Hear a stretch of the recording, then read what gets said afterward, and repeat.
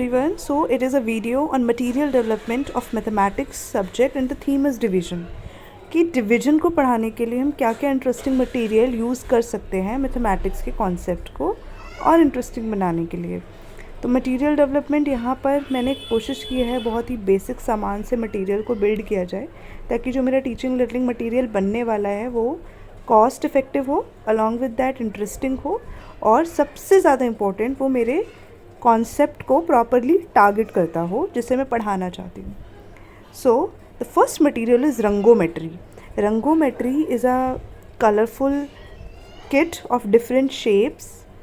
इसका सोर्स जो है वो जोड़ो ज्ञान है। जोड़ो ज्ञान आप गूगल पर बहुत ही आराम से सर्च कर सकते हो, देख सकते हो। ये बहुत ही इंटरेस्टिंग इनोवेटिव स्कूल है जो मैथ्स और ईवीएस की पेडागोजी के लिए हाईली फेमस है। उसका सामान बहुत इंटरेस्टिंग होता है जो आप वेबसाइट से ऑनलाइन भी एक्सेस कर सकते हो। अपार्ट फ्रॉम दैट आपको अच्छे बुक फेयर्स और अच्छी जगहों पर मिल जाएगा। मटेरियल 1 रंगोमेट्री है। रंगोमेट्री में आप देख सकते हैं इस तरीके की शेप्स होती हैं। ये मैंने हैंडमेड बनाई हैं because I want to make this cost effective. रंगोमेट्री किट आपको बनी बनाई मार्केट में भी मिल जाएगी। इसका जो मटेरियल है वो एक रबर शीट होती है जिसको वाटर में डिप करके आप अपने ब्लैक बोर्ड पे, वाइट बोर्ड पे, इवन नॉर्मल वॉल पे भी पेस्ट कर सकते हो। वो काफ़ी टाइम तक वॉल पर पेस्टेड रहेगी। आप देख सकते हो कि रंगोमेट्री किट में जो डिफरेंट शेप्स होती हैं बच्चे उनको कलर्स के बेसिस पे डिवाइड कर सकते हैं, शेप्स के बेसिस पे डिवाइड कर सकते हैं। इससे क्या फ़ायदा होगा? बच्चा डिवीज़न का बेसिक कॉन्सेप्ट सीखेगा, बांटना सीखेगा, है ना। तो it is a very basic and important material to teach and learn division. Division सीखने से पहले ऑब्वियसली जो बेसिक कॉन्सेप्ट है डिवीज़न का, सबसे पहले डिवीज़न की आधार और नींव रखने से पहले हम बच्चे को ग्रुपिंग सिखाते हैं। Grouping on the basis of colour, grouping on the basis of shapes. तो वो रंगोमेट्री किट बहुत हेल्प करती है इन दोनों बेसिक कॉन्सेप्ट को बिल्ड करने में। सेकेंड मटेरियल है मैचस्टिक्स बंडल। हमारे आसपास माचिस की तीलियाँ आराम से मिल जाती हैं, ठीक है, और उन माचिस की तीलियों का हम इस्तेमाल कर सकते हैं ग्रुपिंग करने में। वही, और ग्रुपिंग हम इस टाइम पर किसके हिसाब से करेंगे? प्लेस वैल्यू सिस्टम के हिसाब से। 100 के बंडल हम बना सकते हैं, 10s के बंडल हम बना सकते हैं और लूज़ मैचस्टिक्स को हम वंस में काउंट कर सकते हैं। तो मैचस्टिक, अगर आपका बच्चा इतना बड़ा है और इतना समझदार है कि वो मैचस्टिक को खाएगा नहीं, आप कंफर्म है कि जो उसका ब्लैक पार्ट है, केमिकल पार्ट है, वो उसे खाएगा नहीं, तो आप उसे मैचस्टिक दे सकते हैं ये बंडल्स बनाने के लिए। हाँ, ये बहुत ज़रूरी है कि आप इसका ध्यान रखें कि बच्चा इतना छोटा ना हो कि वो मैचस्टिक वो पढ़ते पढ़ते अपने मुंह में डाल ले और वो केमिकल पार्ट जो है उसको हार्म कर दे। मैचस्टिक बंडल्स से जो वो प्लेस वैल्यू सिस्टम बच्चा सीखेगा तो उसको समझ में आएगा कि कैसे 10s में डिवाइड करना है, कैसे 1s में डिवाइड करना है, कैसे 100s में डिवाइड करना है। तो ये एक बहुत इंटरेस्टिंग चीज़ है डिवीज़न को समझने के लिए। इसका कॉन्सेप्ट आप बड़े डिवीज़न के सम्स जब बच्चों को सिखाएंगे तब भी मैचस्टिक्स के थ्रू समझाएंगे तो कॉन्क्रीट वाली स्टेज पर बच्चे को डिवीज़न आप बेटर समझा सकते हैं। हमें पता है ना, मैथ्स पढ़ते हैं हम सबसे पहले कॉन्क्रीट चीज़ों का यूज़ करेंगे, सामान का यूज़ करेंगे मैथ्स सिखाने के लिए। उसके बाद हम आते हैं पिक्चर्स, कि हम चलो पिक्चर्स के थ्रू भी किसी कॉन्सेप्ट को सीख सकते हैं। और लास्ट में हम नंबर्स वाली स्टेज यानी सिंबल्स वाली स्टेज पर आते हैं जिससे हम कोई भी कॉन्सेप्ट बच्चों को सिखाएं। तो ये हमारे 3 स्टेजेस होते हैं मैथमेटिक्स टीचिंग के, जिसको ध्यान में रखते हुए हम हर कॉन्सेप्ट को बिल्ड करते हैं। तो मैथस्टिक्स एक बहुत अच्छा मटेरियल है कॉन्क्रीट स्टेज में कॉन्सेप्ट को डेवलप करने का, कॉन्सेप्ट के साथ काम करने का। नेक्स्ट मटेरियल है 100 बीट स्ट्रिंग, गणित माला हम हिंदी भाषा में कहते हैं। और 100 मोतियों, 100 बीड्स की एक माला बना लेते हैं और ये माला हाईली इंपॉर्टेंट है। I am saying this is very interesting, very cheap, very cost effective material और बड़ी बड़ी बीड्स के साथ ये बहुत अच्छे से इस्तेमाल हो सकता है, ठीक है। इसके बाद आप ये देखेंगे 100 बीट स्ट्रिंग में हम इसका कैसे यूज़ करेंगे ग्रुपिंग का कॉन्सेप्ट समझाने के लिए। ग्रुपिंग का कॉन्सेप्ट समझाने के लिए बहुत इंटरेस्टिंग है। आप देख सकते हो यहाँ पर रेड और वाइट कलर की ये माला है। इसके हमने बच्चों को कितने 6 के ग्रुप्स बनाने को बोले हैं। 6 के 3 ग्रुप्स बने, तो 18 बीड्स को हमने 6 के 3 ग्रुप्स बनाने के लिए अगर हमने डिवाइड किया तो इस तरीके से हो गया। सब्ट्रैक्शन भी सिखाया जा सकता है, टेक अवे, कि 18 बीड्स में से आप 4 निकालिए, फिर 4 निकालिए, फिर 4 निकालिए।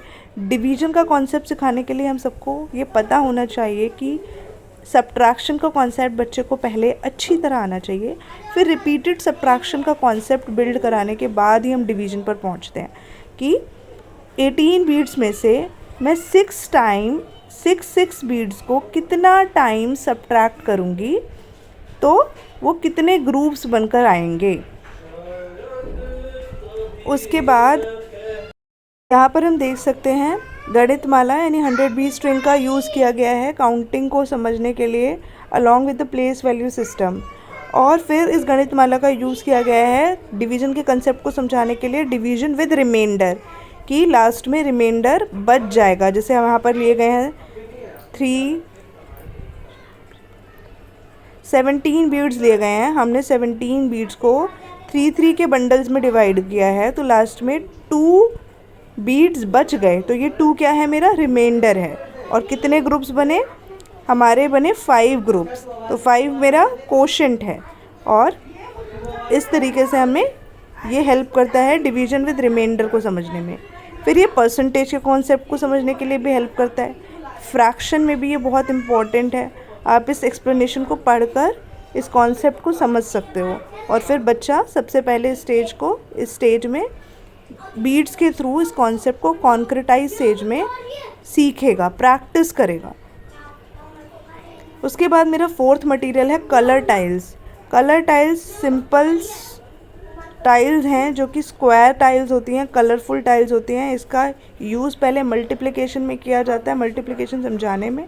फिर कैसे डिवीज़न मल्टीप्लिकेशन का रेप्लिका है, इस चीज़ को समझने के लिए भी हम इस मटेरियल को अच्छी तरीके से यूज़ कर सकते हैं।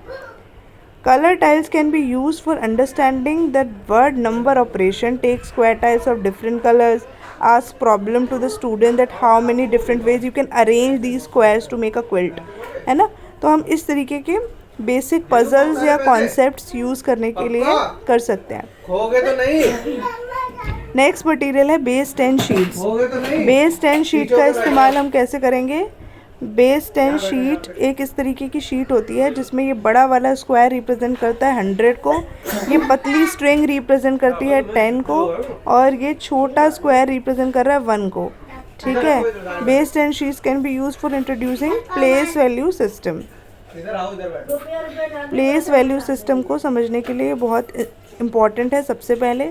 फिर हम इसी को ही यूज़ करके डिवीज़न भी सिखा सकते हैं बच्चों को।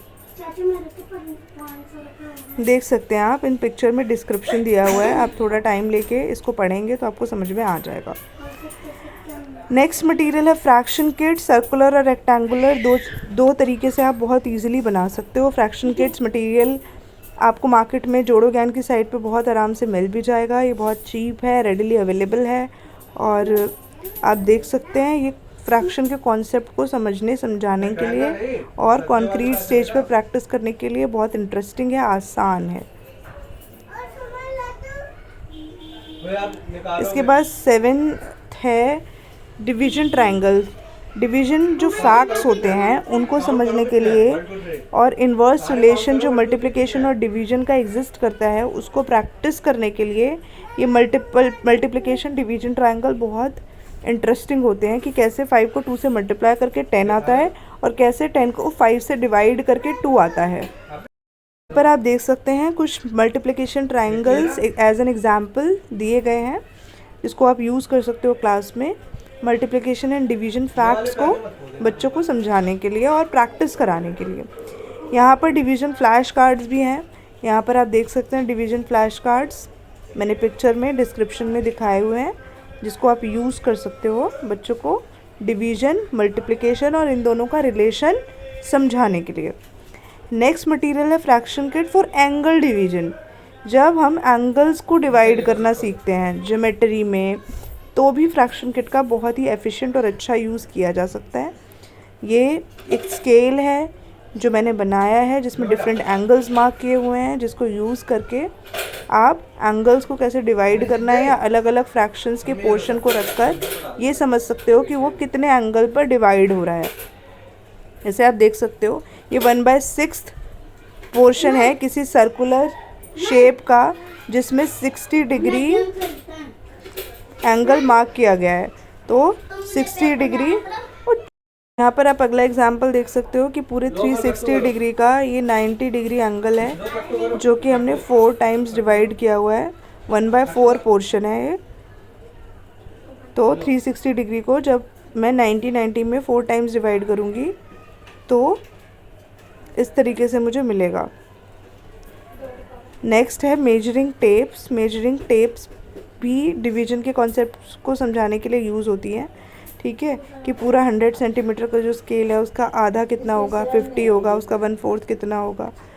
तो इस तरीके से हम समझाने के लिए इसको भी यूज़ कर सकते हैं। इसके बाद नेक्स्ट मटेरियल है worksheets. Worksheets n number of worksheets you can find on Google और अदर इंटरनेट एक्सप्लोरर, और बहुत अच्छे प्लेटफॉर्म्स पर आपको मिल सकती हैं जो डिवीज़न के कॉन्सेप्ट को स्ट्रेंथन करने में हेल्प करेंगी। आप यहाँ पर कुछ एग्जांपल्स देख सकते हो।